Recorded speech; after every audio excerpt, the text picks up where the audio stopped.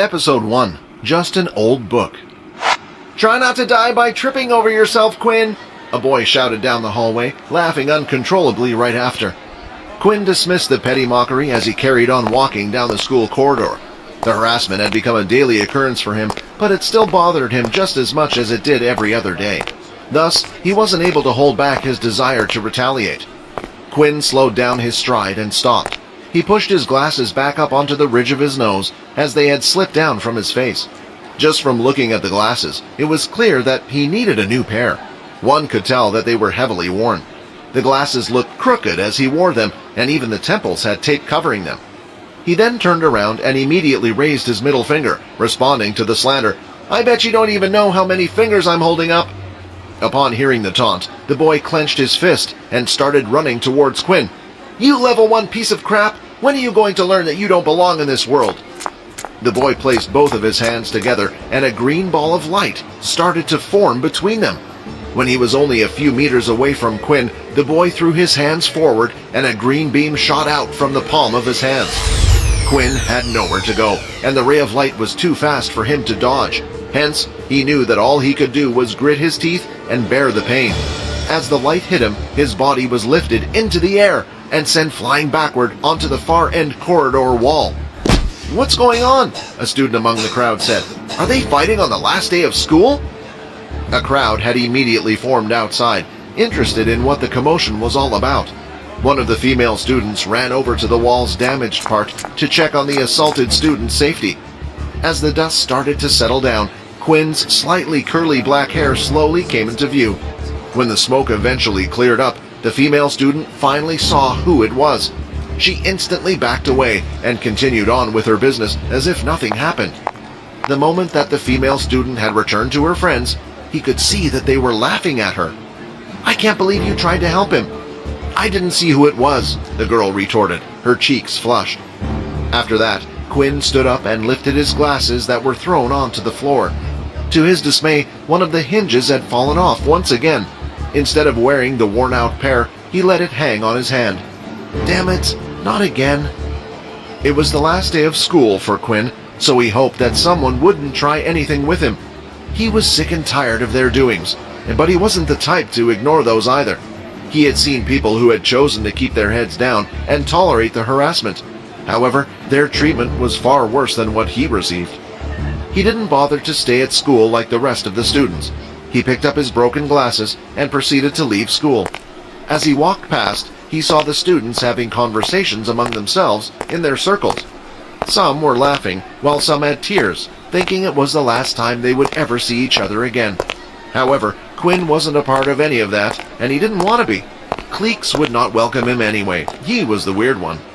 When he finally arrived home, he immediately went to work. Living in a single-bedroom apartment with just enough space to fit a single bed and desk was enough for him.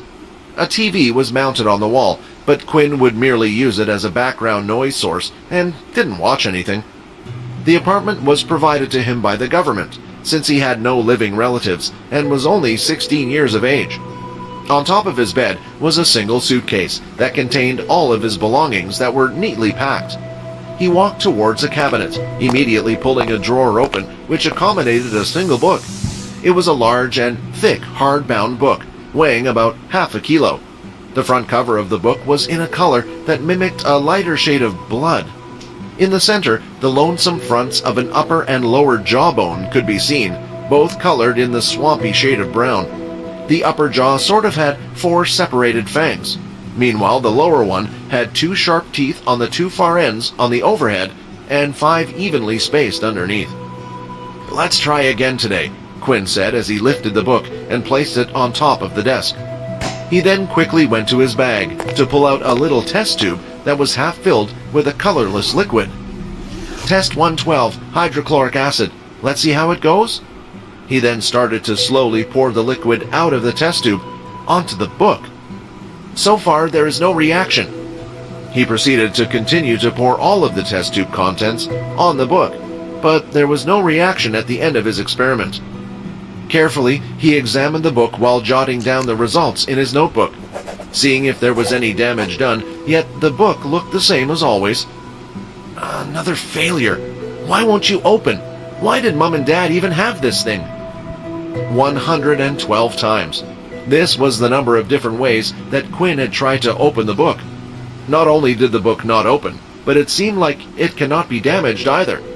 He had even tried burning the book, cutting the book, melting the book, though nothing had worked against the book that seemed utterly durable.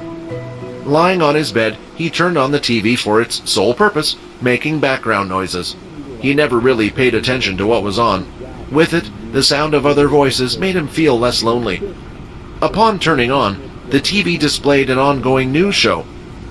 The peace treaty with the Dalki race has lasted for 5 years now, but officials are saying that tension is rising once again. Now we must prepare for another war. The mention of war had always been shown on the TV non-stop, ever since a certain day 30 years ago. The human race received a visit from the so-called Dalki. They had the physique of humans, except for their skins that were riddled with scales and the presence of tails that were similar to what the dragons had. With no real clue of why they had suddenly appeared, they immediately demanded that the human race hand over their resources and wanted to use them as slaves. Of course, the humans decided to fight back, but they quickly found out that their modern technology was useless against them. Bullets couldn't penetrate their skin, and as for tanks, well, Dalki had airships. Every individual, disregarding the gender, was told to fight for their planet, and that included Quinn's parents. The war went on for years, so he grew up not knowing what his parents looked like. When the humans were on the brink of defeat, a select group of people came forward. These people had special abilities.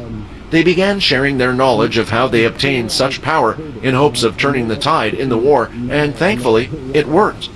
Even so, the Dalki were still strong, and a seemingly endless stalemate led to the peace treaty signed 5 years ago.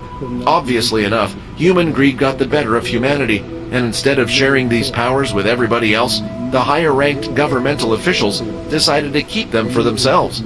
Only those with money could learn the more powerful abilities, while everyone else was left with scraps. It was something that needed to be done. Poverty had taken over the world, but people had powers and were using them uncontrollably, unlike before. Quinn was given nothing when his parents died. The government agreed to pay for his living expenses while he was still in school, but that was it. When his parents died, him being at the age of 10, an agent appeared at his doorstep and handed him a book. He was told that it was the only thing that his parents possessed, one that they passed down when they died. "Why is the world so unfair?" he uttered, lamenting about his situation. Getting out of his bed, he started sauntering towards his desk. He picked up his glasses that were still slightly broken and decided that he needed to fix them. He noticed that one of the lenses was slightly out of place, and he tried to punch it back into its frame. "Come on, just get in!" he shouted as he tried to forcefully fix the glasses. The frustration he had been bottling up was on his face as he struggled furiously with the lens. Unfortunately, the lens suddenly crumbled into pieces. One of the shards of plastic even created a deep gash in his thumb. He screamed and kicked at the table.